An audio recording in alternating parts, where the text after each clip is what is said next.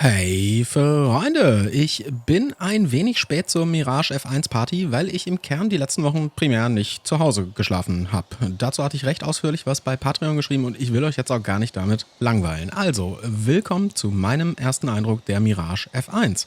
Dieses Mal ein wenig mehr in Review-Form, denn naja, wenn man zu spät zur Party kommt, dann kann man sich auch ein wenig mehr Vorbereitungszeit gönnen. Mir gefällt das eigentlich sogar besser als die traditionelle Rush Hour zu Modul-Release. Schreibt mir gerne in die Kommentare, ob ihr das übliche erste Eindruck-Format, also reinspringen und ohne Plan loslegen, besser findet oder den eher review-lastigen Stil von diesem Video. Die Mirage F1, hier zu sehen in der spanischen Abfangjäger-Version CE, und das ist das neueste Werk von Aerges oder Aerges. Ich bin mir echt unsicher, wie man das genau ausspricht. Das neueste Werk? Ja, absolut richtig. Wir kennen Aerges eigentlich schon, nur als Aviodev, dem Entwickler der C101. Die Entwicklung der F1 unter anderer Firmierung hatte wohl rein geschäftliche Gründe. Effektiv steckt hinter der Mirage F1 aber zum absoluten Großteil das gleiche Team wie hinter der C101. Wer die C101 ein wenig verfolgt hat, der weiß also schon ganz gut, was auf uns zukommt. Und das ist eine gute Nachricht, denn das Team konnte die Erfahrungen der C101 durchaus erstmal gut auf die Mirage F1 übertragen. Aber fangen wir vorne an. Genauer gesagt mit Art und Sound. Das 3D-Modell, das ist detailliert umgesetzt mit all den kleinen Antennen und Staurohren und so weiter, alles was man so erwartet. Als ich das 3D-Modell das allererste Mal im Missionseditor gesehen habe, im Bewaffnungsmenü, da hatte ich kurz ein wenig Angst, denn irgendwas stimmt hier mit dem Licht nicht, wenn man von hinten in das Triebwerk schaut. Ist aber eigentlich ganz egal, denn glücklicherweise scheint das am Missionseditor zu liegen. Hier in-game, da sieht alles tipptopp aus. Auf das 3D-Modell, da gehören natürlich noch Anstriche drauf. Ganze 23 Stück sind bisher dabei, von denen 14 fiktional sind. Wobei fiktional hier heißt, dass das entsprechende Land eine andere C-Variante der Mirage F1 geflogen ist. So gibt es zum Beispiel als fiktional gekennzeichnete Anstriche für Frankreich, den Iran, Jordan, Kuwait und noch viele weitere. Die nicht als fiktional gekennzeichneten Anstriche setzen sich zusammen aus 5 Stück für Spanien, einer für Marokko, einer für Ecuador und mein persönliches Highlight, die beiden Draken International Anstriche für die US-amerikanischen Aggressoren, auch wenn hier das Draken International Logo fehlt. Das hat sicherlich rechtliche Hintergründe, ich finde es absolut nicht schlimm. Bei Ecuador gibt es nur das Problem, dass ich dieses Land im Missionseditor gar nicht auswählen kann. Zumindest nicht in der zum Zeitpunkt der Aufnahme aktuellen Open-Beta-Version. Das wird sicherlich nicht an Aerges liegen, sondern eher an Eagle Dynamics und ich habe keine Ahnung, was da los ist. Im Moment ist der Ecuador-Skin nur für das in Anführungsstrichen Land Combined Joint Task Forces blau verfügbar. Aber zurück zum Thema. Alle Anstriche sind qualitativ auf einem Level, nämlich ziemlich gut. Sie sind größtenteils scharf und knackig, solange man, wie bei so ziemlich allen Texturen in ganz DCS, nicht zu nah rangeht.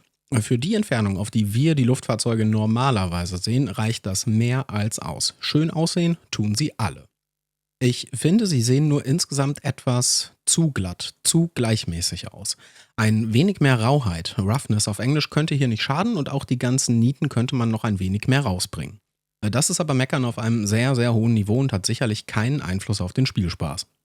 Wenn wir ins Cockpit springen, sieht es hier erstmal irgendwie ein wenig dunkel aus. Nicht falsch verstehen, das Cockpit, das ist auch in echt wirklich schwarz angestrichen. Zu dem Bild hier habe ich leider keinen Urheber finden können und ich hoffe, ich darf das so zeigen.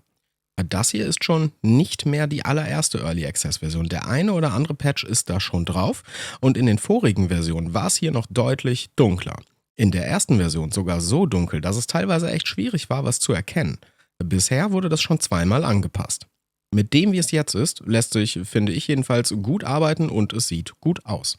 Was man noch anmeckern könnte, wäre der Übergang vom Cockpithaubenglas zum Rahmen. Dieser leicht lichtundurchlässigere Streifen hier. Der sieht stellenweise irgendwie komisch aus und wenn man genau hinguckt, sieht man hier auch noch Texturkanten. Das ist aber schon ziemlich pingelig. Nicht ganz so pingelig ist dafür das kleine Loch hier oben.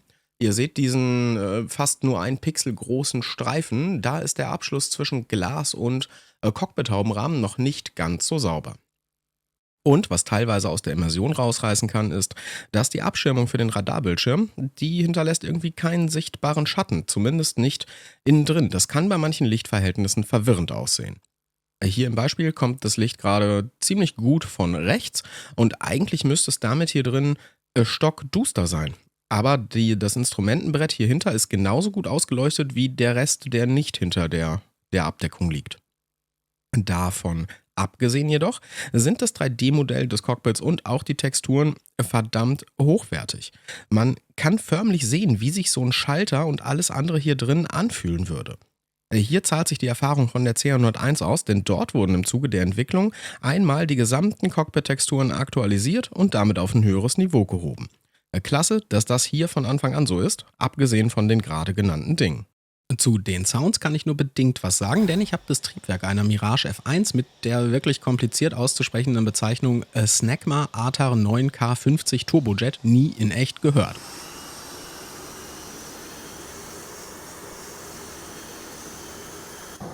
Wenn man das mit Aufnahmen im Internet vergleicht, dann hört sich's aber durchaus ziemlich genauso an mit dem Fiepen und Brummeln. Laut Aerges wurde ein echter Jet für die Soundaufnahmen benutzt. Super. Manche Töne sind bei der F1 zum Early Access Release in Anführungsstrichen noch Standardtöne. Der AWR zum Beispiel, der Radar Warning Receiver, ist per offizieller Information im Moment nur ein Platzhalter, bis die richtigen F1-spezifischen Sounds implementiert sind.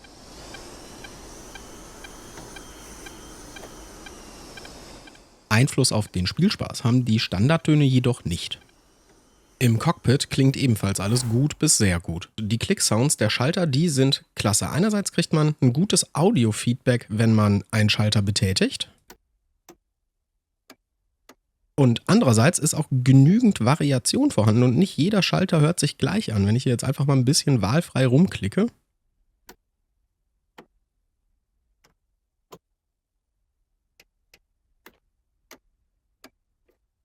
da ist schon Variation drin. Bei einigen wenigen Schaltern fehlt der Sound noch gänzlich. Ich glaube zum Beispiel bei dem hier.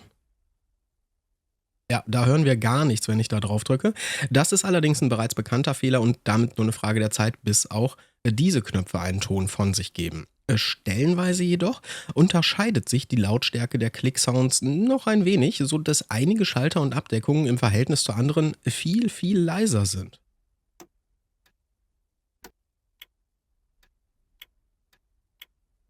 Das Aufmachen dieser Abdeckung, das hört man kaum, finde ich. Und auch die Push-Buttons hier für den Autopiloten zum Beispiel, die sind echt ziemlich leise. Die Warntöne, die sind gut und eindringlich, vielleicht sogar ein klein wenig zu laut. Ich mache mal die Batterie an und nicht erschrecken, ich schalte jetzt das Warning Horn ein. Ich glaube, das war der hier, ne? Warning Horn, genau, Achtung. Die sind schon echt laut. Vielleicht ein klein wenig zu laut. Oh, machen wir das doch erstmal wieder aus. Vor allem die Anstellwinkelwarnung kann im Kurvenkampf manchmal ziemlich nervig werden.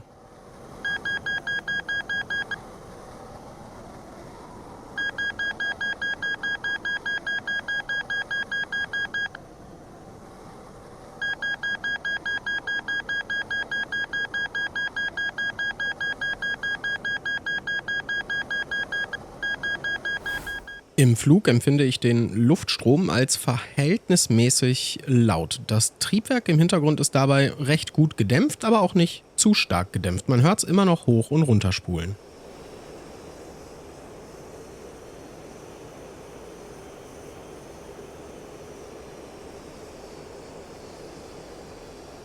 Und man hört auch den Nachbrenner, wenn der zündet. Ich gebe jetzt einfach mal vollen Schub. Das ist jetzt der komplette Leerlauf. Ich gebe jetzt vollen Schub und ihr könnt beim Nachbrenner auf diesen beiden Leuchten hier unten achten. Wenn die anfangen zu leuchten, hören wir auch relativ gleichzeitig den Nachbrenner.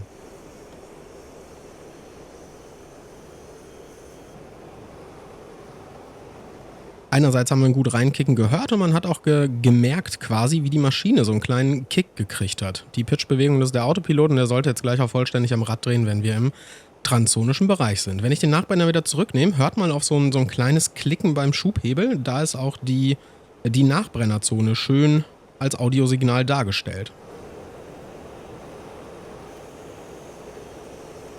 Da, habt ihr es gehört, wenn der Schubhebel so hoch und runter geht?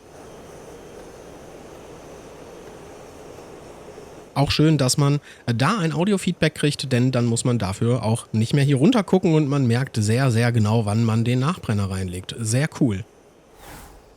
So viel zu den ganzen Äußerlichkeiten, aber hey, wir wissen doch alle, was wirklich zählt, sind die inneren Werte. Also, was kriegen wir hier? Die F1 ist mit über 700 gebauten Flugzeugen ein ziemlich erfolgreicher französischer Jäger und Jagdbomber von Dassault, der auch seit der Einführung 1973 über die Zeit stark exportiert wurde. So stark, dass die F1 zum Beispiel im Zweiten Golfkrieg auf beiden Seiten des Krieges geflogen ist. Stand heute wird die F1 noch von den Luftwaffen des Kongo, Gabun, Libyen und dem Iran genutzt. Außerdem gibt es in den USA ATAC und Draken als zivile Nutzer, die die F1 zur Feinddarstellung für die US Air Force nutzen. Wir kriegen also einen ziemlichen Kassenschlager, der viele historische Konflikte gesehen hat. Genauer gesagt haben wir im ersten Release die Version CE. Das C ist die Bezeichnung für einsitzige Abfangjäger und das E steht für die spanische Exportvariante. Beides verwundert nicht, denn von allen vier für später angekündigten Versionen, dazu gleich noch mehr, ist die C aus Avioniksicht die simpelste und aus Waffensicht die limitierteste Version. Und da Aerges aus Spanien kommen, macht es nur Sinn, dass sie eine spanische Version entwickeln. Im Großen und Ganzen ist die CE aber ziemlich gleich zur C-Version, also dem in Anführungsstrichen französischen Original. Die CE-Version passt zeitlich ziemlich gut in das aktuell schon bestehende Line-Up aus Viggen, MiG-21, F5, den inoffiziellen Community A4-Modul und noch weiteren. Ganz grob sind wir hier also in der Periode des Kalten Krieges und in den entsprechenden Szenarien, sowohl im Singleplayer als auch im Multiplayer, da bin ich mir sicher, wird sie sicherlich ihren Platz finden. Zu den wichtigsten inneren Werten zählen sicherlich die Waffensysteme und hier kriegen wir einen guten und akkuraten Mix. Angefangen mit den Waffen für den Luftkampf haben wir die zwei internen 30 mm DEFA 553 Kanonen mit jeweils 150 Schuss. Das ist nicht viel, aber typisch für damalige Jäger. Theoretisch kann das Radar den Piloten hier wohl unterstützen, indem es die Distanz zum aufgeschalteten Kontakt ermittelt. Jedoch funktioniert das momentan nicht und gehört zu den bereits bekannten Fehlern. Bis dahin heißt es aber, mit dem zittrigen Pipper gut zielen.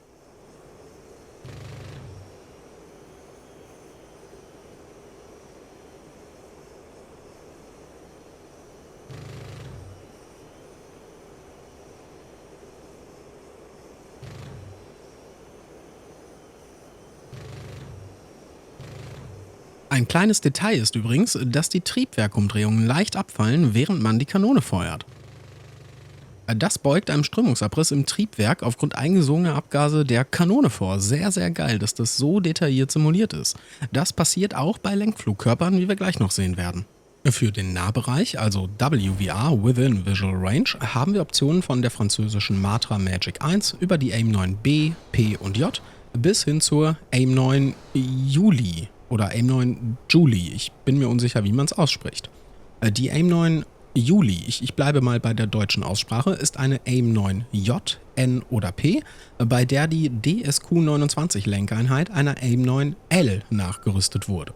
Dieses Umrüstkit kam lustigerweise aus Deutschland von der BGT, der Bodenseewerke Gerätetechnik GmbH. BGT hat damals wohl einfach so entschieden, die Kits an Spanien zu verkaufen, ohne über die offiziellen diplomatischen Kanäle zu gehen. Tja, da wird sicherlich ein Kopf gerollt sein. Soweit ich weiß, ist Spanien auch der einzige Nutzer der Umrüstkits und damit AIM-9 Juli gewesen. Achtung, Nitpicking. Die DSQ-29-Lenkeinheit bestand aus eloxiertem Metall. Das heißt, eigentlich sollte der Kopf der AIM-9 Juli hier nicht weiß lackiert sein. Aber sehr cool, dass wir diese umgerüstete Version in DCS haben, denn das ist für die F1 CE der einzige All-Aspect-Lenkflugkörper. Die Magic 1, AIM-9B, P und J sind allesamt Rear Aspect.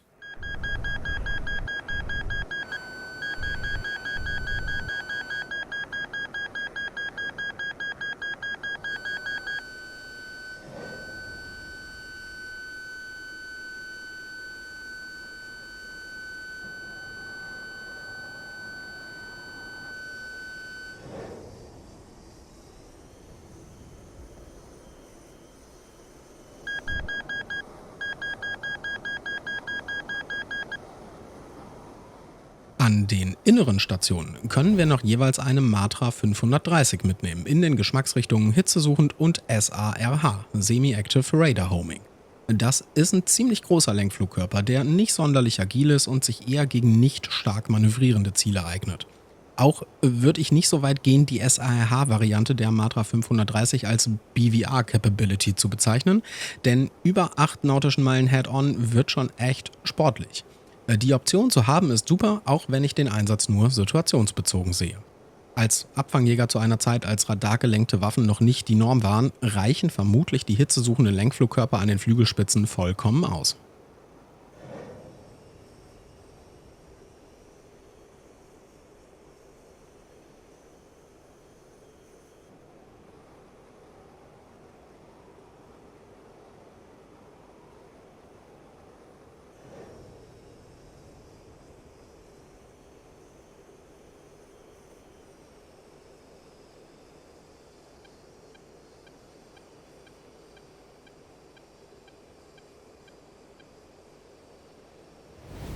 Eines der mit großem Abstand besten Features hat Aerges von der C101 übernommen.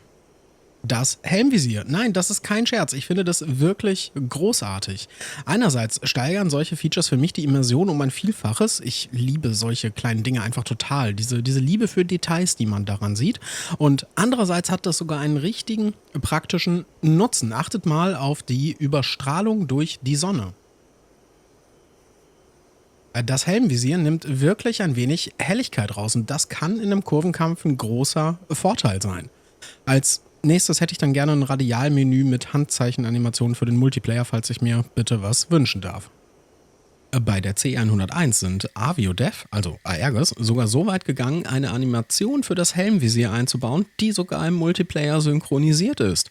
Es sieht einfach unglaublich cool aus, wenn die C101 an dir vorbeirollt, einer der Piloten dich anschaut und das Helmvisier rauf oder runter klappt. Lasst uns lieber das Thema wechseln, bevor ich hier gar kein Ende mehr finde. Wobei, ein kleines Detail muss ich euch doch noch zeigen. Wenn man einen Cold Start macht, dann hat der Pilot noch gar keinen Helm auf und außen ist auch noch die Leiter am Flugzeug. Der Helm wird erst aufgesetzt, wenn man die Batterie anmacht und dann verschwindet auch die Leiter. Das finde ich auch total klasse. Okay, jetzt aber genug von solchen Details. Auch wenn die F-1CE primär ein Abfangjäger ist, kann sie ein gar nicht so kleines Arsenal an Bomben und umgelenkten Raketen mitführen. Ein bunter Mix aus französischen, spanischen und amerikanischen Bomben, sowohl freifallend als auch fallverzögert. Da es kein CCIP oder so gibt, ist man hier, genauso wie zum Beispiel bei der F5, voll auf Bombing Tables angewiesen. Also man muss ganz oldschool Abwurfparameter wie Geschwindigkeit, Höhe und Sturzflugwinkel treffen und auf der richtigen Höhe die Waffe auslösen. Oder man nimmt einfach die altbekannte TILA-Methode. That looks about right. Zusammen mit einem ganzen Stick aus Bomben kriegt man größere Ziele damit wunderbar klein. Neben den Mehrzweckbomben gibt es auch noch den BLG-66 Beluga-Cluster Dispenser und die Durandal Anti-Startbahnbombe. Als FFO, Forward Firing Ordnance, stehen uns Snap-Raketen in so ziemlich allen Varianten von HE über Rauch bis zu TP in Matra-Startbehältern mit entweder 18 oder 36 Rohren zur Verfügung. Auch hier gilt, entweder man hat Tabellen mit Abwurfparametern oder TILA. Wir können auch eine GBU 12 oder GBU 16 mitnehmen, also eine lasergelenkte Bombe. Allerdings hat die F1CE keine Unterstützung für ein Targeting-Pod oder ähnliches und ist daher darauf angewiesen, dass das Ziel von extern per Laser markiert wird. Also entweder von einem anderen befreundeten Luftfahrzeug oder von einem JTAC am Boden. Ähnlich wie die F5 und MiG-21 hat auch die F1CE, die man übrigens ohne Bindestrich zwischen F und 1 schreibt, ein kleines Radar an Bord. Das natürlich französische Cyrano 4. Im Suchmodus kann man auf bis zu 60 Seemeilen Kontakte sehen und eine Aufschaltung ist auf bis zu 35 Seemeilen möglich. Zumindest laut Modulhandbuch. Einem Test eines Red-Nutzers ist eine Detection Range von 30 Seemeilen in DCS wohl eher das Maximum. Womöglich ist es auch noch nicht final, denn sowas ändert sich ganz gerne mal im Laufe der Zeit. Zu Release, also zu Early Access Release, haben wir für den Luftkampf die Modi für Air Interception und Close Combat. Mit letzteren werden Ziele in einer Entfernung von bis zu ungefähr 4 Seemeilen automatisch aufgeschaltet. Außerdem auch schon mit dabei ist der Air-Ground-Modus, der eine Visualisierung des Terrains vor dem Luftfahrzeug anzeigt. Das hört sich erstmal nicht nach viel an, aber natürlich darf man das nicht mit einer Hornet oder Viper vergleichen. Was die F1CE hier mitbringt, ist im Sinne der zeitlichen Periode mehr als okay. In der Radar-Testgrafik von Quaggles gerade eben steht sie besser da als die F5 und MiG-21. Auch die noch fehlenden Modi, die im Zuge der weiteren Entwicklung erst noch implementiert werden, fallen nicht sehr stark ins Gewicht. Man hat hier erstmal alles, was man braucht. Wir wissen jetzt, was wir so alles an Spielzeug kriegen, aber wie rollt und fliegt es sich denn überhaupt so? Naja, am Boden rollt es sich eigentlich ganz gut, wenn auch ein wenig wackelig. Mit dem normalen Nose-Wheel-Steering hat man gefühlt einen Wendekreis wie ein LKW. Das hier ist, wenn ich meine Pedale voll durchtrete. Ihr seht, wie riesig dieser Wendekreis ist. Während man mit dem High-Gain-Modus, den mache ich jetzt mal an, sehr schnell Gefahr läuft, dass ein Rad Bodenkontakt verliert und eine Flügelspitze Bodenkontakt gewinnt. Dafür wird der Wendekreis deutlich kleiner. Mit höherer Geschwindigkeit kann ich das vielleicht gerade mal kurz provozieren, dass ein Rad den Bodenkontakt verliert. Mal schauen. Ja, so ein bisschen. Ihr seht auf jeden Fall, das ist ziemlich wackelig. Man gewöhnt sich sehr schnell daran, das Ding am Boden zu rollen, genauso schnell wie bei allen anderen Mustern. Das Abheben, das ist verhältnismäßig trivial. Schubhebel komplett nach vorne, Bremsen loslassen, Nachbrenner zündet, anrollen, 120 Knoten abwarten,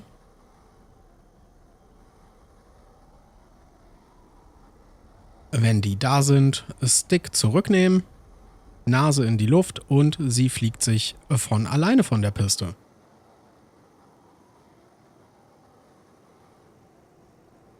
In der Luft ist sie erstmal so sensibel, wie man es von einem agilen Jäger ohne FCS oder ähnlichem erwarten würde. Ein kleiner Ausschlag des Sticks hat hier eine ziemlich große Wirkung und man braucht schon einiges an Gefühl und Übung, die F1 gut unter Kontrolle zu kriegen.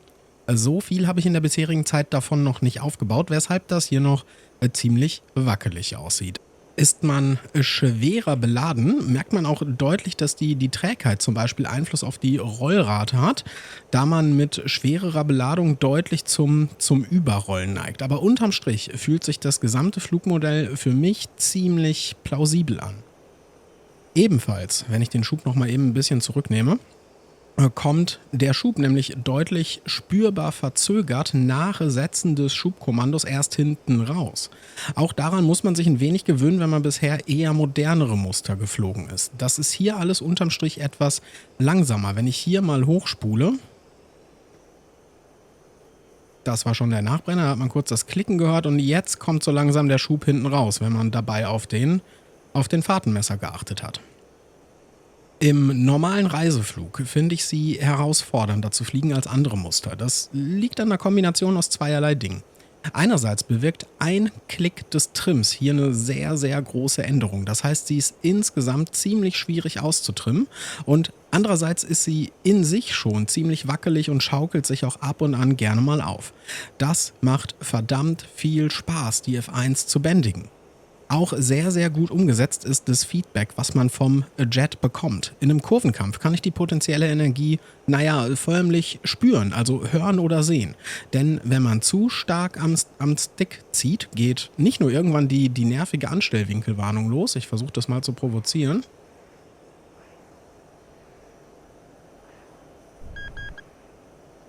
Da habt ihr sie gehört und was man auch direkt sieht und hört, ist der beginnende Strömungsabriss in der Form, dass der Jet auf einmal anfängt zu wackeln. Und man hört sogar dieses tiefe Brummen quasi. Der transsonische Bereich, also grob ab Mach 0.95, ist auch modelliert. Ich beschleunige mal, wir sind gerade so, Mach 0,65, jetzt habe ich ein bisschen stark gezogen, da müssen wir einmal durchbeschleunigen. Mach 0.7, ihr könnt das hier unten ungefähr verfolgen, auch wenn es ein bisschen klein ist. Mach 0.8 und so grob ab Mach 0.9. Ich versuche die Kiste gerade mal einigermaßen auszutrimmen bis dahin. Grob ab Mach 0.9 merkt man sehr deutlich, dass die Nase wegen der sich ändernden Druckverhältnisse auf einmal runtergeht. Das warten wir nochmal kurz ab. Das ist Mach 0.9. Ich mache nichts am Stick und wir merken, die Nase geht ganz krass runter. Sehr, sehr schön, dass der Bereich auch so schön modelliert ist. Sie macht wirklich viel Spaß zu fliegen, eben weil man sie dank mangelnder Computerunterstützung noch richtig fliegen muss. Das ist ziemlich ähnlich zur F14. Auch in der F1 CE wird man nicht davon abgehalten, Mist zu bauen und kann das Luftfahrzeug so doof fliegen, dass man sich effektiv selbst zerstört.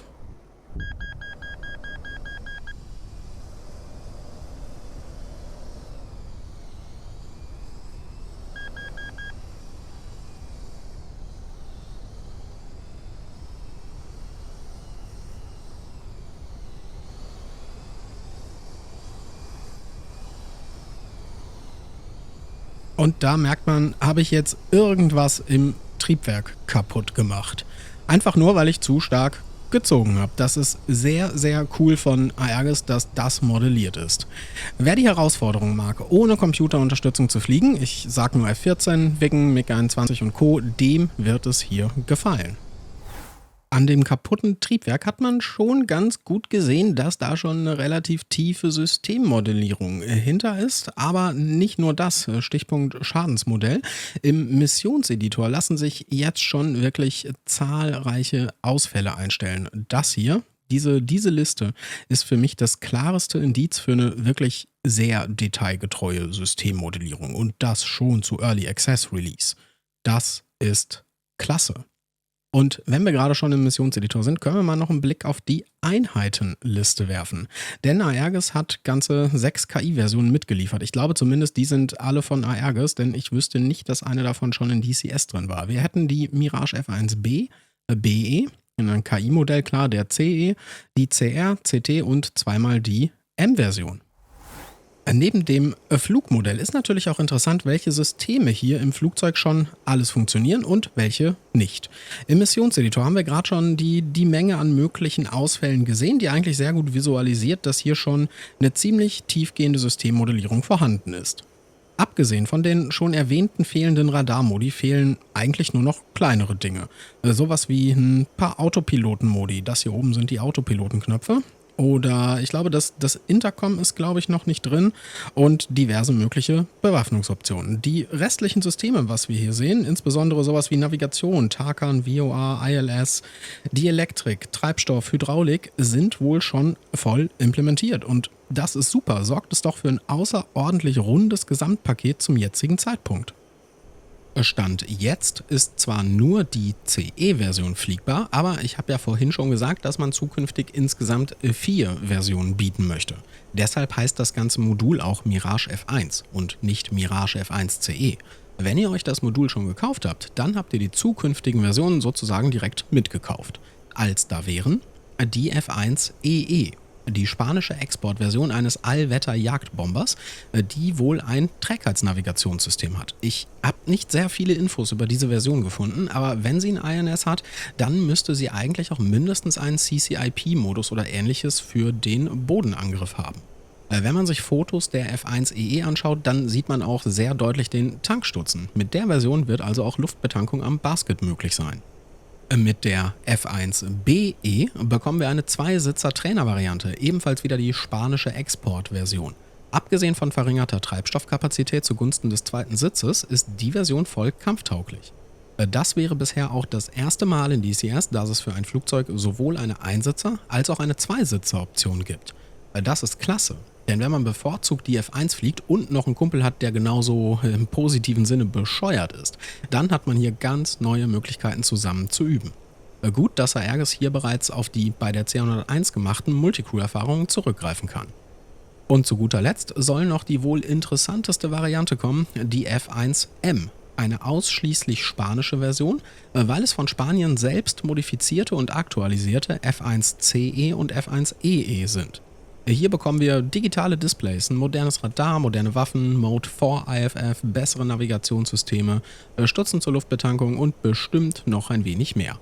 Oder eigentlich muss ich sagen, wir sollten das bekommen, denn das war jetzt keine Featureliste von Aergis oder so. Nichtsdestotrotz, und damit sind wir beim Fazit, ganz egal, was für Features die F1M genau bekommt. 4 unterschiedliche Versionen in einem Modul, davon eine sogar als Zweisitzer-Version. Das ist überaus ambitioniert. Wenn die Jungs und Mädels von Aergis das allerdings so machen wie bei der C101, kontinuierliche Weiterentwicklung und Fehlerbehebung, dann bin ich da sehr optimistisch. Auch wenn es vielleicht noch einige Zeit dauern wird, bis alle 4 Versionen der Mirage F1 Feature-complete sind. Dass sie das Zeug dazu haben, Das haben sie nicht nur schon mit der C101 gezeigt, ich liebe diesen kleinen Flitzer, nein, auch der Early Access Release der F1 jetzt war in meinen Augen großartig. Die F1 kommt mit allen Features in den Early Access, die man braucht, um Spaß zu haben. Tiefe und eine grundlegend vollständige Systemmodellierung, ein plausibles Flugmodell, Schadensmodell, große Beladungsauswahl und keine super kritischen Fehler. Obendrauf gibt's zig Anstriche und KI-Varianten. Das ist ein überaus rundes und gutes Gesamtpaket für den Start in die Early Access Phase. Die Erfahrungen des ersten Releases der C101 haben sich hier auf jeden Fall ausgezahlt gemacht. So einen eindrucksvollen Early Access Release eines Moduls mit schon so hoher Qualität hatten wir relativ selten. Wenn überhaupt, dann kann man hier Kleinigkeiten bemängeln, wie Details bei den Texturen, noch fehlende Möglichkeiten bei der Tastenzuweisungen und sicherlich noch mehr. Gleichzeitig ist die Chance ziemlich hoch, dass das, was man jetzt gerade anmeckern möchte, dem Entwicklerteam schon lange bekannt ist. Und wenn nicht, dann sind da Ärgers auch jederzeit für Fehlermeldungen im offiziellen Support-Forum offen. Ich bin mir sicher, dass das alles größtenteils in der nächsten Zeit ausgebügelt wird und in der noch weiter entfernten nächsten Zeit aus der jetzt schon ziemlich vollständigen und vor allem überaus spaßigen Early Access Mirage F1 CE dann 4 komplette Varianten der Mirage F1 Familie werden. Mein Gott, war das ein langer Satz. All das, was ihr hier im Video gesehen habt, ist auch nicht mehr ganz die allererste Early Access Version. Wie eingangs schon gesagt, da habe ich die Rush Hour quasi verschlafen für einen ersten Eindruck. Das heißt, hier in dem, was ihr gesehen habt, sind größtenteils die ersten paar Patches schon mit dabei. Das heißt, viele anfängliche Fehler, wie zum Beispiel viel zu dunkle Cockpit-Texturen, wurden schon ausgemerzt und AvioDev typisch sind die Changelogs für die Mirage F1 im Moment ziemlich lang und ausführlich. Das ist richtig gut und eine, wie ich finde, ziemlich vorbildliche Entwicklung. Gut, genug gesabbelt. Ihr seid dran. Wie gefällt euch die F1 CE bisher? Findet ihr den Plan von 4 verschiedenen F1-Versionen zu ambitioniert? Schreibt es mir unter das Video. Ich bin auf eure Meinung da gespannt. Bis dahin wünsche ich euch viel Spaß mit dem Tomcat Killer. Ganz recht, die F1 kann sich ein paar Tomcat-Abschüsse auf die Fahne schreiben, denn irakische F1 haben während des Iran-Irak-Krieges mehrere iranische F-14 vom Himmel geholt. Wir sehen uns beim nächsten Mal. Bis dann.